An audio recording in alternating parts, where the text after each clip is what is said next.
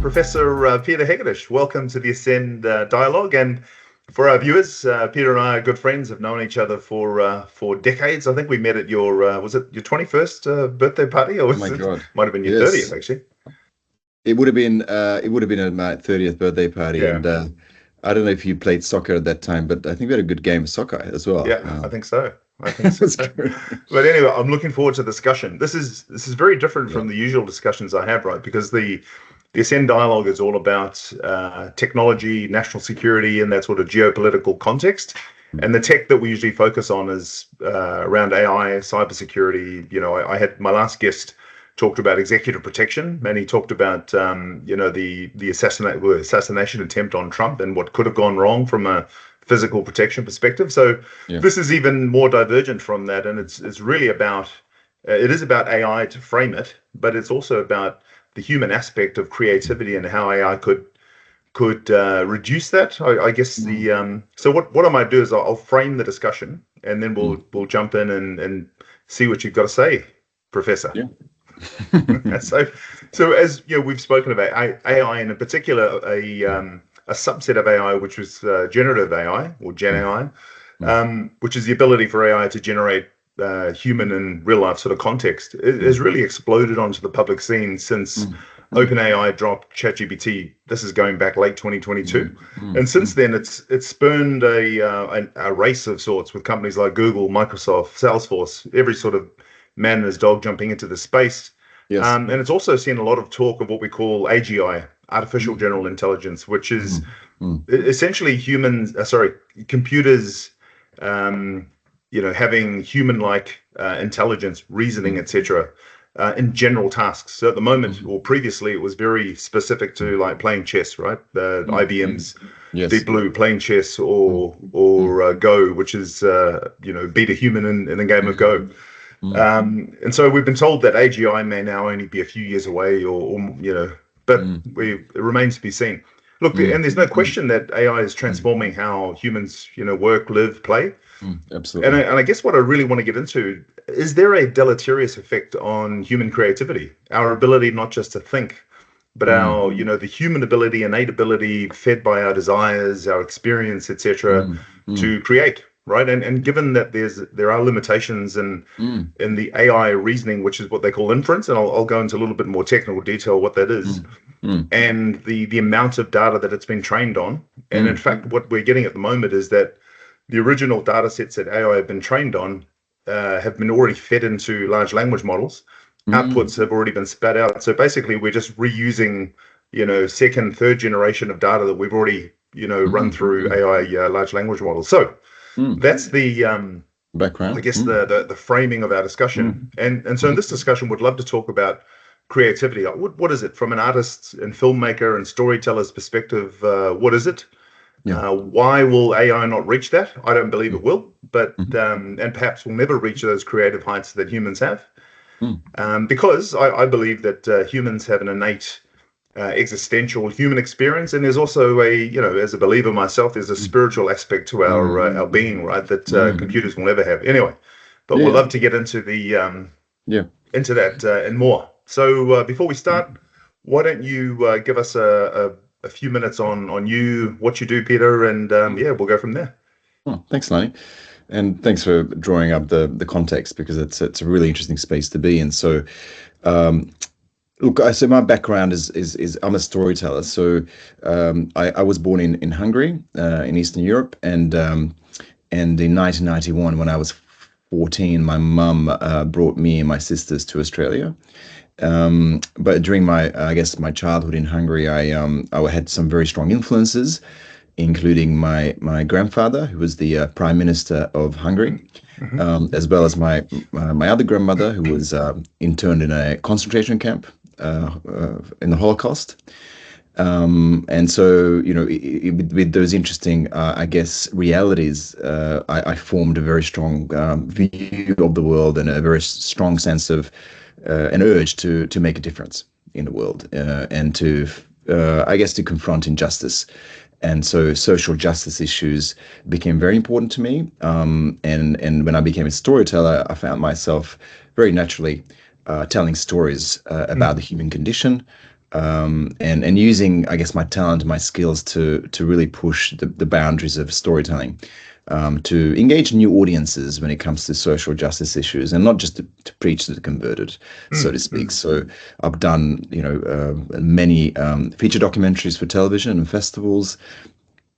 I had a documentary shortlisted for the Academy Awards, and which was about an environmental issue. Then I had a film at the Venice Film Festival a couple of years ago, again very much using technology to reach new audiences, which was looking at the Holocaust in a completely new and new light, I would say. And so I've also been working at Griffith Film School. I'm in my 11th year.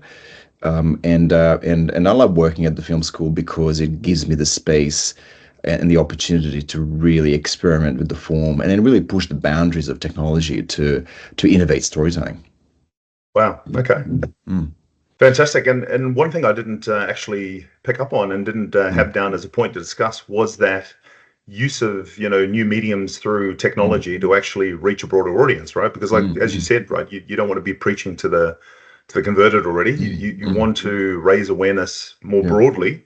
Yes. In terms of social, justice issues. So okay, I'll note that down. Would love to see what your views are in terms of what can be used and how broadly can we reach certain audiences. Okay, look, thank you for that starter. So in terms of creativity, right? I always like to define terms up front so we're all sort of speaking the same language. Can you define for me creativity as a storyteller, filmmaker, etc.? Sure. And look, it's interesting because the word creativity, I think, has there's a lot of connotation to it in some ways, and I think creativity often is equated with artistry. And I think what's really important for us to recognize is that anyone can be creative. That creativity is at the heart of who we are as human beings, I think.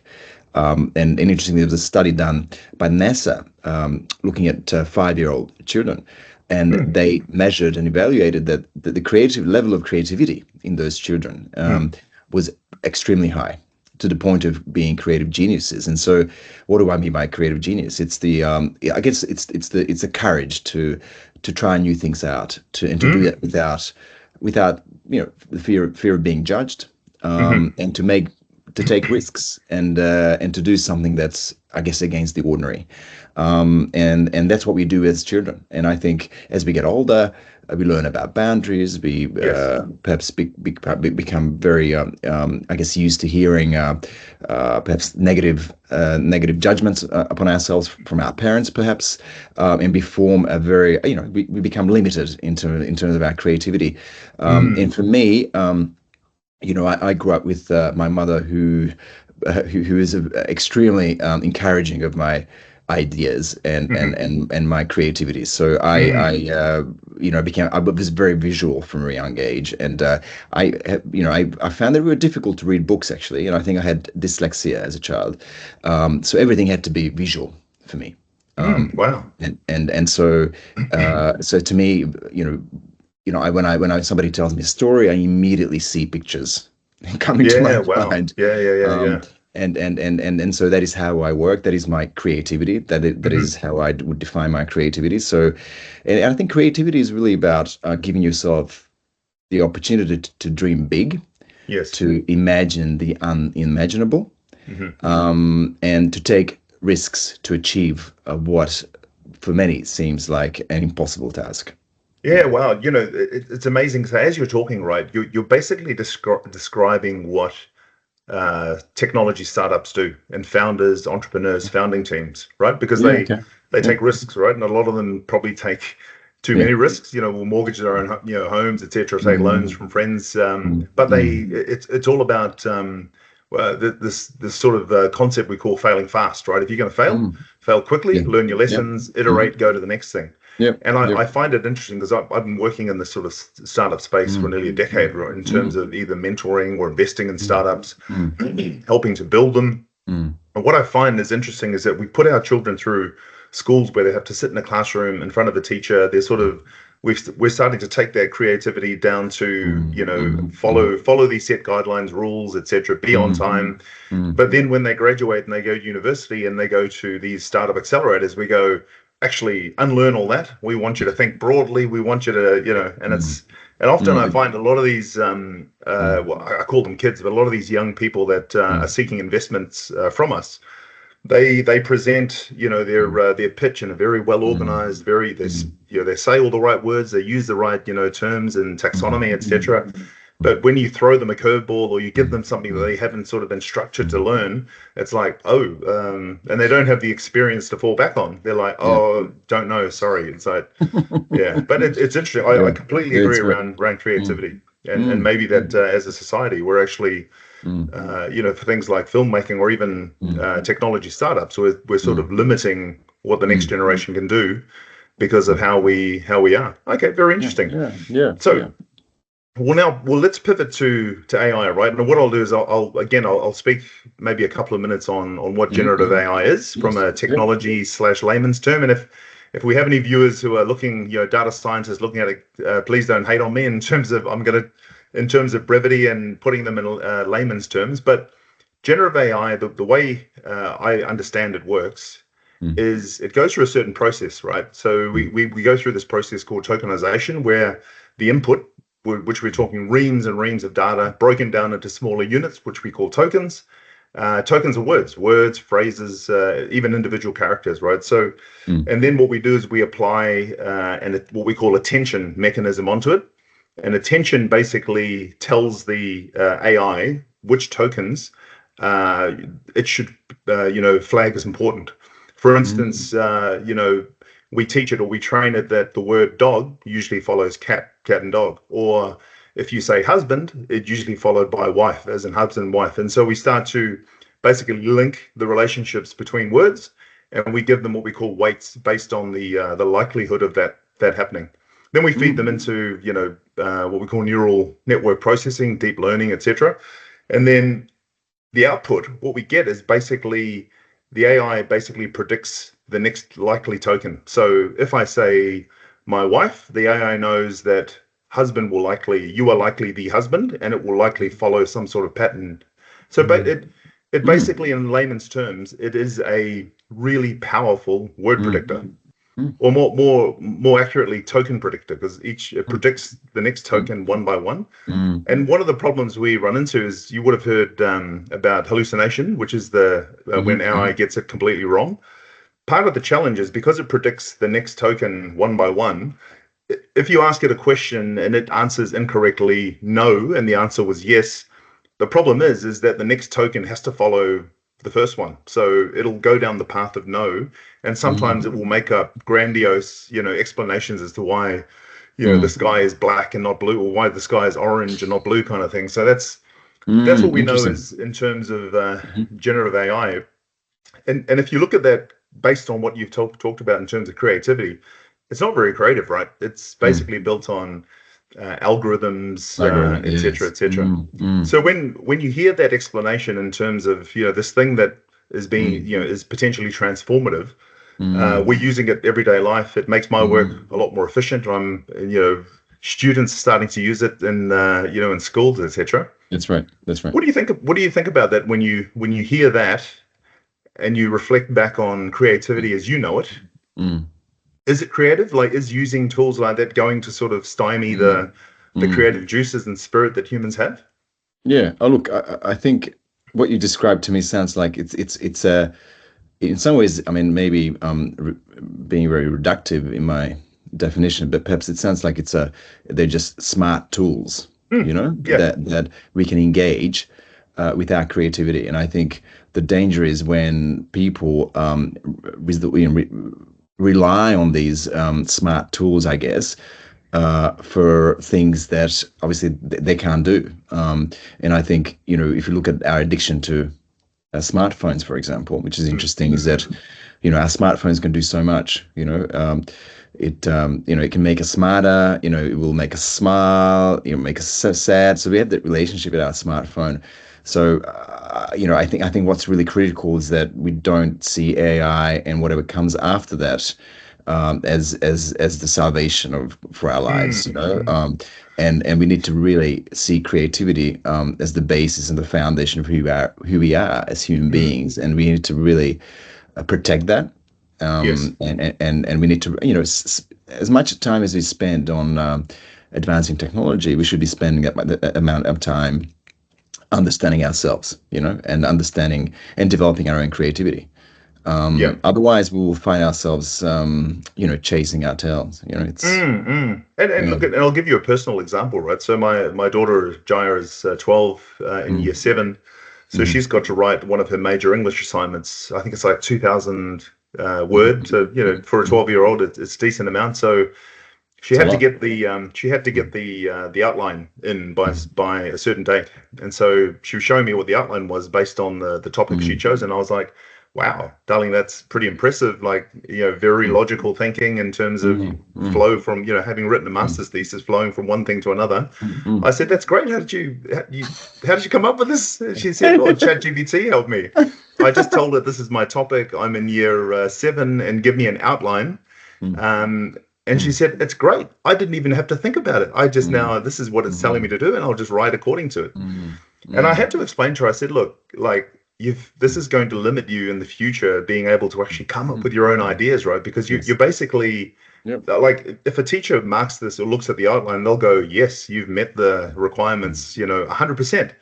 But the challenge is your ability to create something, your ability to innovate is going to be incredibly, stymied by using these tools, because, where are you going to end up? You're not going to have to think. It'll be just, hey, create this, off you go. Absolutely. Yeah, put my name to it. So that's my concern from a personal perspective of these tools that are meant to make our lives easier, which they do, and they are. Yeah. I think for the generation, the Gen Alphas, etc., that are coming, we've had the experience of being on this earth 30 years. So that's right. we've had to think through things, experience things. Yeah. That's my concern from a personal perspective. Is from a creativity perspective, this will actually limit that. Yes. Yeah, and if you think about you remember Refidexes, when you had to get around Brisbane. I mean, isn't it a wonderful thing that we can just put an address and think about other things? So but I totally agree with you. There's the danger of dumbing down our society is very real, very real. And if you give everything over to AI to solve those problems for you, it's not like they're going to take over, but it will make us into a less smarter society. Yeah, I think so. And I think, and we, human beings, we should be operating on a different level and evolving. And so I think we just need to really get our priorities in order, I think, So sort of changing tack a little bit now, but in terms of AI, even technology, I guess more broadly, how's it being applied in your profession, right? In terms of filmmaking, in terms of storytelling, how's that being used? Where do you see it going? Oh, look, it's phenomenal. And I'm someone who, 6 years ago, kind of stayed away from technology. And as I realized how rapidly technology was changing, I realized that in order to, I guess, reach new audiences, I need to also kind of mobilize my brain a little bit to tap into that space. And the first film that I made with real technology, I guess, was this immersive film, which is a 360 film, which allows you to kind of it's a camera, like cameras on a phone. It's we got one little lens on that, but on the 360 camera you have 6 lenses. Got it. Yeah. And essentially what happens is that it captures the whole environment in 360. And so when you watch it, and the only way to watch it is if you have a headset on, one of those VR headsets, then you effectively find yourself in the situation. and it's incredible. And that is it's an old technology, in fact, but for many people it's still new because it takes storytelling to a whole new level. Yeah, wow. So you're no longer sitting in front of your TV, watching everything in 2D, Yeah. having a distance from the experience, but you actually are, in fact, part of the experience. Wow. And that would be incredibly powerful given something like the Holocaust, right? Oh my goodness. Absolutely. So obviously, had to be very careful that I don't Yes. traumatize our audiences, but it was really important to, in some ways, gently push our audiences into the position of witness. Yes. And that's what they were, and they couldn't move, obviously, because it's a standalone. It's so you can't move, but you can look around. Yeah, and by that, it gives you that feeling of, I guess, a sense of being there. Yeah.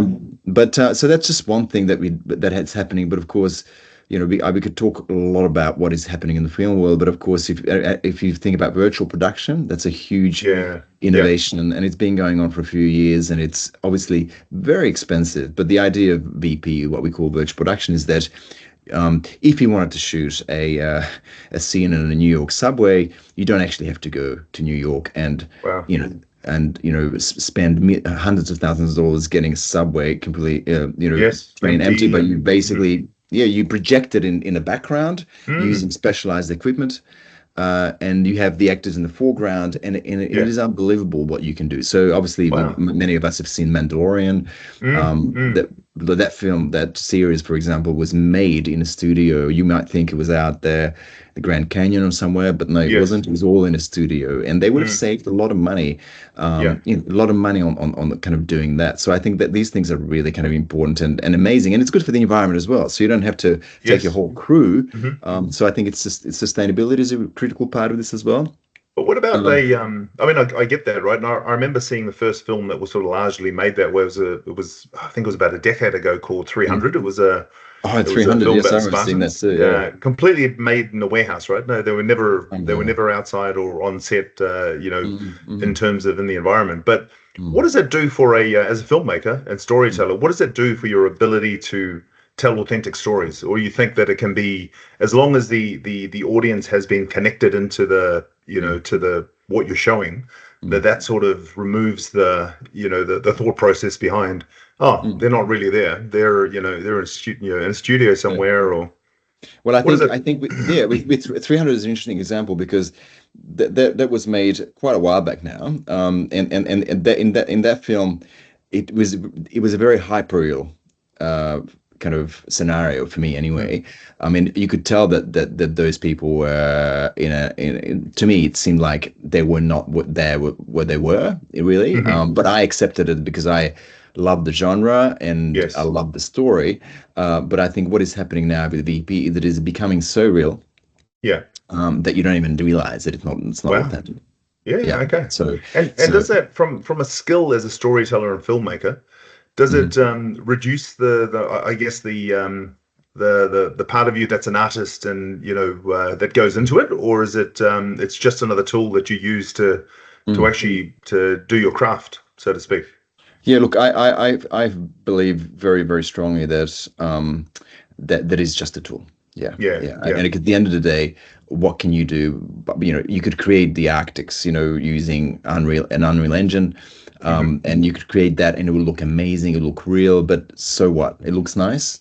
And then what else? So there's no story, there's no you haven't really embedded your creativity in it, because at the moment you just recreated something that already exists. And you marvel at it, just like people did almost now 130 years ago when the first film came out, first movie, when the train was coming towards people. That is the sort of thing you can do, but audiences are now a lot smarter. And they understand, they yearn for stories, and that is the heart of everything, and the heart of creativity as well. People yearn for good stories. So again, just reaffirming that, yes, AI and technology, I think, is a tool, a very, very good tool, but it does not, it does not replace, that essence of what it means to be a human being. And of course, sorry, I was going to say, the strikes in the US over the last few years, the writer's strike, so the actor's strike, was actually about how do we deal with technology? Yeah, That to me, that was on one level was all about that, and as with anything, regulation comes in because we do need to regulate, and that's what happened. They're regulating that process now. yes, So that's a really important thing to see, to realize, to accept that you can't just use my image and turn me into something else. So you can't use my voice without my approval. And kind of So. Yeah, no, I completely agree, and and it might be that this is the current state that it's in, but content that usually comes out of AI, if you've seen it enough, you can actually tell, that's not written by a person. Like, it just has a certain flavor to it. It's almost like bland, certain blandness to it, So you can actually tell, and I think that's what people authentically know when the former CEO of GE, General Electric, used to say that. People know someone who's fake as much as they know someone who's authentic, right? And I think audiences, people know what's authentic and what's not. Yes. And I think you're right. I think there'll always be. I think what will happen is it almost AI will democratize the ability to make content, to make films, etc. However, those with the real skill, like yourself, the cream will rise to the top, right? Because people are wanting the actual experience, authenticity. And you're seeing it, like I'm seeing it at the moment. We've come up with these platforms, AI platforms that do text to video generation. So Midjourney, Flux, etc. create images and videos, short videos at the moment, based on just text input or voice input. And when I first saw them, I thought, wow, this is just amazing, right? But after a month of seeing them, every 3 or 4 times a week, you're like, yeah, that's AI generation. That is, it's like milk, right? Yeah, so it's very interesting. And it goes back to, as you said earlier, Lani, the idea that the authentic self, and that we are spiritual beings that cannot be replicated through a machine, right? And so I think that so we have this ability to really discern from what is authentic and what isn't. Although I do have to give you an example of my latest project where it's another immersive film where, again, it follows the story of 3 Holocaust survivors who are now in their 90s, but they were little kids when the Holocaust happened. So I recreated their childhood through using actors, and so the actors would in fact say the words that the survivors said in their interviews to me. But for me, the challenge was I needed to bring these actors, little kids actors, Brisbane actors, closer to connect with the Holocaust survivors. So what we did do, which is again about AI technology, is that we used the actors' voices. For example, one of the actors' kids would say, I was caught up in the concentration camp and I was only 10. So those words, we could take those words, and this is unbelievable, and for me anyway, you could take those words and in fact, using AI, you turn them into the Holocaust survivor's voice. Yeah, wow. So and you could do it the other way around as well. Yes, yes. And so we did that. So the film is now done. We've done testing with audiences. And I have to tell you, Lani, no one so far picked that the AI voices were artificial. Incredible. And so I think I think it depends on the situation, and it depends on how you present it, and that is where the creativity comes in. So you really be quite subjective about the way you juxtapose, and how do you use the word manipulate? But yes, as a storyteller, you do manipulate story. And so, it was quite amazing that you could do that. Of course, there's an ethical consideration in this process, and we did seek consent from the actors as well as from the survivors to make sure they were okay with us doing that. And interestingly, the survivors came back immediately saying, "Do whatever it takes to keep our story alive." Yes. Well, that understood, right? I mean, given that the Holocaust survivors are now, because of age, are starting to dwindle. Yes, I imagine the desire to keep their story alive and to tell it to the next generations to come would be quite strong. That's amazing. I'd look forward to seeing the finished product. But and I guess the discussion we talk a lot about creativity. It's innate. It's a human capability. As you talked about the film school that you have been a part of for the last 11 years. Working with students, whether they're undergrad or postgrad students, do can you teach that? Like if you get a project and you look at it and you go, that's not very, hasn't put much thought into it. How do you teach the student, like, hey, go back and be a bit more creative? Like what do you do?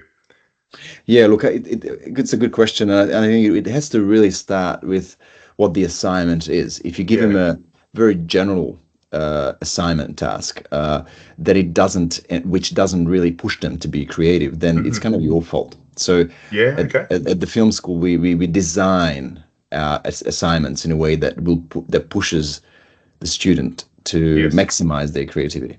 And so, in fact, we mark them by that criteria. So, if they're not really taking advantage of it, then of course, throughout the process of consultation, we do encourage them to do certain things, try other things, and so it's certainly that is a constant process and communication.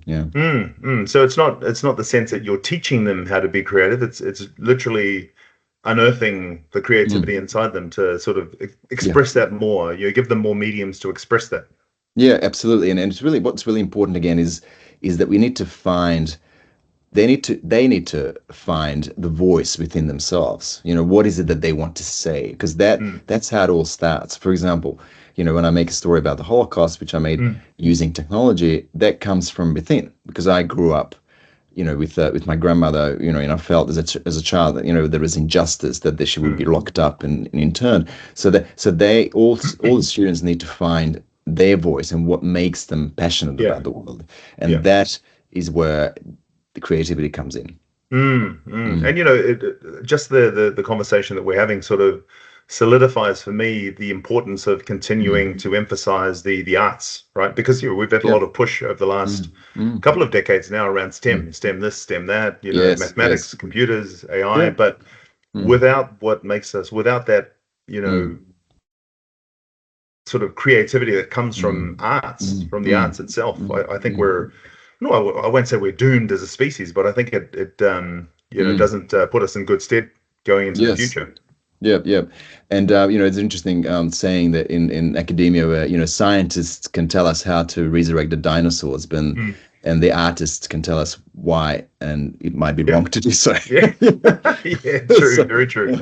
Very true. Well, look, the last thing I'll ask is a bit of a future question. I always ask this at the end of end of interviews. Let's say, given your profession and your expertise, 20, 30 years from now, what will filmmaking and storytelling look like based on what the discussions we've had around technology and AI in general? What will it look like? What do you hope it will look like? Yeah, that's a very good question, and it's always hard to predict the future.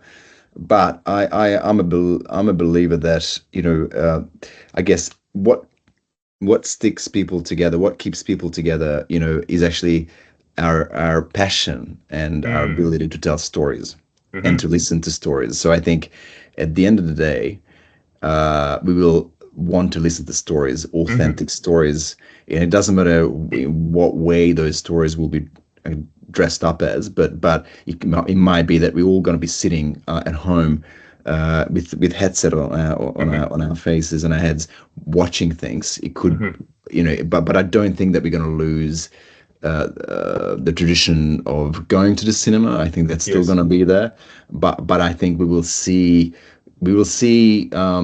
cinema coming into our living rooms more and more in ways that I can't even imagine at the moment. But certainly holograms, certainly 3D live things, projected on the wall or just around the wall. These things I think will happen, and I think and I think we just got to be really careful that we keep and maintain our connection to ourselves throughout this process. Fantastic. No, I mean the future that you paint there. And you can look at it and say, oh, that's just entertainment. But I think that kind of experience, an immersive experience, humans want storytelling, right? We're tribal by nature. We want to get together. So I still think cinemas will be a thing because we want to congregate around. Yes. But it's a future I can live with. I mean, the opposite to that, I've been following. I don't know if you've been following Elon Musk's company, Neuralink. Yes, Neuralink. I read a little bit about that. That's interesting. I mean, I have reservations about that. I do too. And I'm hoping, because at the moment it's implanted, right? Because they need to connect it directly to certain parts of your brain. I'm hoping, in 20, 30 years time, it'll just be a headset or something we can, tap onto the head. I think so. I for one, don't want things inserted in my brain. No, me neither. But look, it's a very interesting space to be in, but full of riddle with also ethical considerations. So fantastic. Oh, look, thank you. I mean, 40 minutes has gone by already, and it feels like it's only been 10. So I appreciate the time, thanks, Peter. Yeah. And lovely to speak to you again. You're really nice to connect again. Yeah.